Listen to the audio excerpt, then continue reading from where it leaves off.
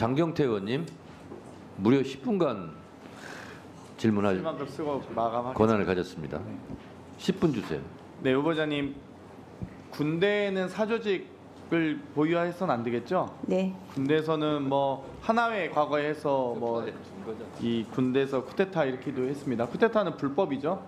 그렇습니다. 명백합니다. 요즘 충암파, 용연파라는 사조직이 돌고 있다. 이런 설들이 나옵니다. 대통령 경호와 관련되지 않은 이 수도방위 사령관, 특전사령관, 방첩사령관 등을 이 대통령의 경호처장이 대통령의 경호란 구실로 만남을 굳이 출입 기록까지 숨기면서까지 만난 것이 지금 언론에 보도되기도 하고요. 문제 제기가 되고 있습니다. 실제로 대통령 경호안전대책위원회의 업무 분장에는 특전사가 포함되지 않습니다.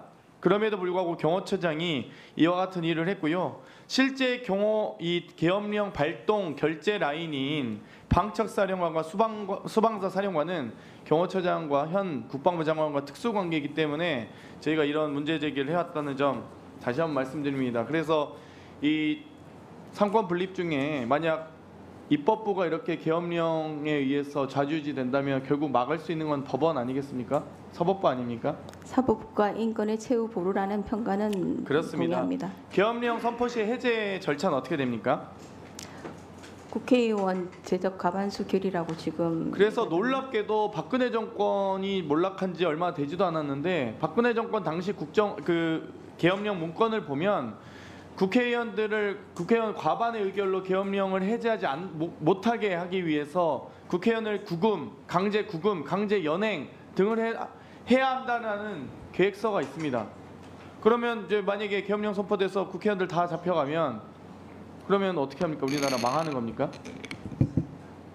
정말 생각하기도 쉽지 않은 무시무시한 일이겠죠.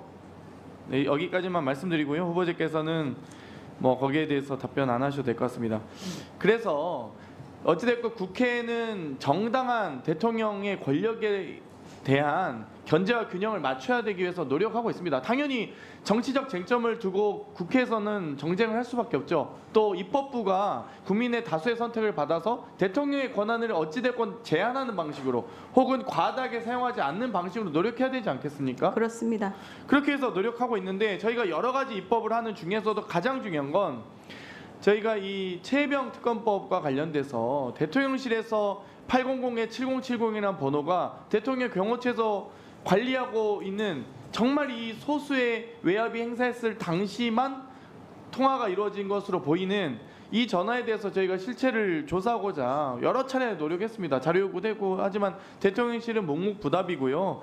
그래서 최혜병 특검법 열심히 발의하고 통과시켰지만 계속 본인과 관련된 특검법에 대해서 거부권 행사하고 있습니다. 그러면 이거야말로 저는 이해충돌이라고 보는데 물론 이제 본인도 조금 뜨끔했던지 본인이 아닌 국무회의 거부권 의결을 국무총리에게 시키더라고요. 그런 건 차라리 본인이 하면 탄핵의 사유라도 될 텐데 왜 국무총리에게 비겁하게 미룹니까? 그 최혜병 특검법 거부권 행사를.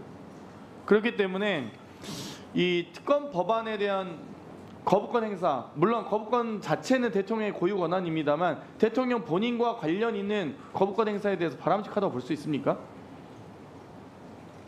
아까 그 네, 많은 분들이 질문했습니다. 내재적 한계와 관련돼서 그 내재적 한계에 해당한다고 보는 견해도 그러면 있을 최혜병 수 특검법은 대통령실을 전반적인 이 직무와 관련된 부분이라면 김건희 특검법에 대한 거부권 행사는 어떻습니까?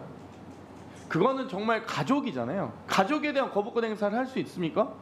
만약 저는 수사권이 없습니다만 후보자의 가족과 관련된 수사를 하는데 후보자에게 만약 영장 전담 판사십니다. 제가 영장을 받아서 이 압수수색을 하고 싶은 수사관인데 본인과 가족된 영장을 발부할 수 있습니까? 당연히 기피 아닙니까?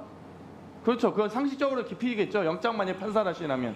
그러면 국회에서 국민의 다수의 대표하는 기관으로서 입법부의 권한으로 김건희 특검법을 통과시켰습니다. 그러면 대통령은 김건희 특검법에 대한 거부권 행사할 수 있는 당사자가 될 수 있습니까? 안 되겠죠? 지금 당사자로서 거부권을 행사하신 아니요. 것으로 알고 있습니다. 만약에 그렇다면 거부권 행사하긴 부적절하겠죠? 그런데 그 부분 저희는 통과시키려고요. 저희 민주당은 김건희 특검법 통과시키려고 노력할 겁니다. 저도 저 개인 국회의원의 한 사람으로서 최선을 다할 거고요. 법사위원회 한 사람으로서 최선을 다할 건데 김건희 특검법 통과되면 윤석열 대통령의 거부권 행사는 가능합니까? 가능하지 않습니까? 헌법재판관 후보자로서 말씀해 주십시오. 나중에 권한쟁의 심판이든 다 관련돼서 어차피 소송 들어갈 거 아닙니까? 그렇다면 조금 더 신중을 기해서 답변해야 될 것 같습니다. 다만 국회로서는 이제 그 가중된 결의로 의결을 하면 법률안으로 확정된다는 점이 있기 때문에 가중 결의를 하시면 더욱더 물론 제2표결에서 3분의 1을 해야 됩니다만 네. 200석 이상을 제2표결 할 수 있습니다. 그거는 이제 대통령 거부권을 뛰어넘는 권한이기 때문에 그건 논쟁의 여지가 없는 것 같고요. 다만 입법부의 입법 권한을 저희는 최대한 사용하고 나서 대통령이 과연 거기에 대해서 물론 이제 법률 검토 필요하다고 하셨지만 본인 가족과 관련된 판단을 보통 안 하지 않습니까? 이거 상식적인 부분을 말씀드립니다. 그러면 영장 판사가 본인 가족과 관련된 압수수색을 재판합니까? 일반적인 소송에서는 자기 가족 재판은 안 하죠. 제척 사유로는 돼 있습니다. 예, 인사소송법정에 규정은 돼 제가 있습니다. 어려운 질문 드리는 게 아니고 이게 중학생도 다 사실 이 정도는 답변할 수 있을 것 같습니다. 반장이 어떻게 자기 이름 떠든 사람을 쓰겠습니까? 부반장이 쓰겠죠. 어찌됐건 방금 그 전기통신사업법 질문 드릴 때 전기통신사업법상 이 30일 이내에 정보를 제공하여야 하고요. 두 번에 걸쳐서 3개월씩 연장할 수 있습니다. 최대 7개월 이내에 통신기록 조회에 대해서 당사자에게 문자 또는 메시지로 통지하여야 하는데요. 여기에 대해서 부적절하다는 의견을 주셨어요. 근데 문제는 3개월씩 연장하는 사유도 증거인멸이나 도주, 증인 위협, 피의자 또는 사건 관계인의 명예와 사생활을 침해할 우려가 있을 때만이 3개월씩 연장을 할 수 있습니다. 그런데 이번 1월 4일 날 발생했던 올해 2024년도 1월 4일부터 5일 날 발생했던 통신기록조회, 무분별한 통신기록조회는 대부분 다 총선을 넘기기 위해서 3개월 연장을 거의 대부분 다 권한을 사용했습니다. 그렇다면 이 해당 사유가 되지 않는 무분별한 통신기록 조회뿐만 아니라 통신기록 연장에 대해서는 당연히 이거는 통신기록 당한 당사자들 입장에서는 억울하고 좀 억울한 뿐만 아니라 인권 침해의 소지가 다분하지 않겠습니까? 지금 그 전제로 말씀하신 총선 기간을 넘기기 위한 연장이라는 부분에 대해서는 제가 알지 못합니다. 네. 그러면 연장에 대한 사유는 매우 엄격하겠죠. 인권 침해 대상이기 때문에.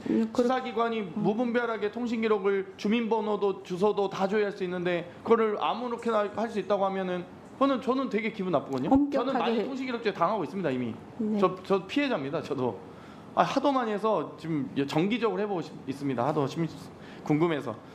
마지막으로 질문 하나만 드리고 싶은데요. 이번에 최태원 회장과 노소영 관장의 소송 1조 3천억 정도 재산 분할 인정된 거 아시죠? 판결에 관한 기사는 읽어보았습니다. 네. 근데 저는 이제 판결 구체적 내용과 분할 액수에 대해서 질문드리진 않겠는데요. 여기서 중요한 단서로 이 소위 김옥숙 여사의 선경 300억 원 이 메모가 증거로 채택된 겁니다. 그러면은 이거는 선경 300억 원 이 부분은 비자금 총 904억 원의 비자금 중에 한 일부이지 않겠습니까? 그러면 비자금을 모두 추징하지 않고 차명 보유나 대여금이나 투자금 등의 다양한 형식으로 숨겨왔다면 비자금은 불법 자산인데 이 불법 자산이 상속된다라는 게 말이 됩니까?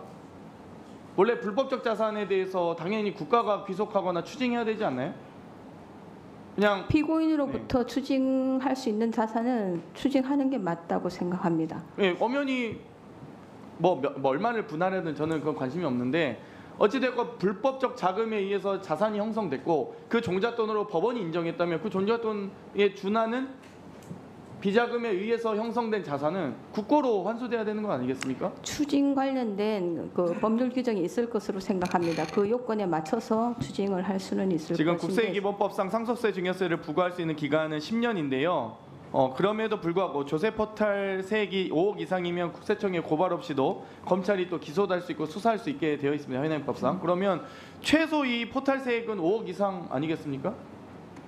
아니 이 당시 도대체 제가 거의 저 유치원 다닐 때 300억인 것 같은데요. 이때 주택복권 1억 5천만 원 시절 아닙니까? 주택복권도 1억 5천만 원 시절에 300억이면 얼마나 전 큰 돈인지도 모르겠습니다.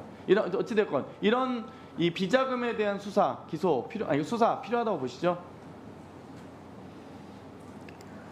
정당하지 않은 자금의 형성경이라든지 범죄 혐의점이 있으면 수사를 해야 되는 것은 기본으로 알고 있습니다. 다만 범죄 혐의점이 어느 정도를 의미하는 것인지는 제가 지금 아니 이제 답변하기는 어려울 것 법원이 같습니다. 비자금이라고 인정해서 재산분할 가액을 지금 선정했으면 사실관계가 예. 지금 대법원에 올라가 있기 때문에 사실관계가 확정된 상태라고 단정할 수 있는지는 좀 의문입니다.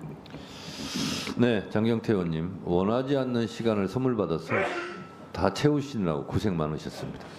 네.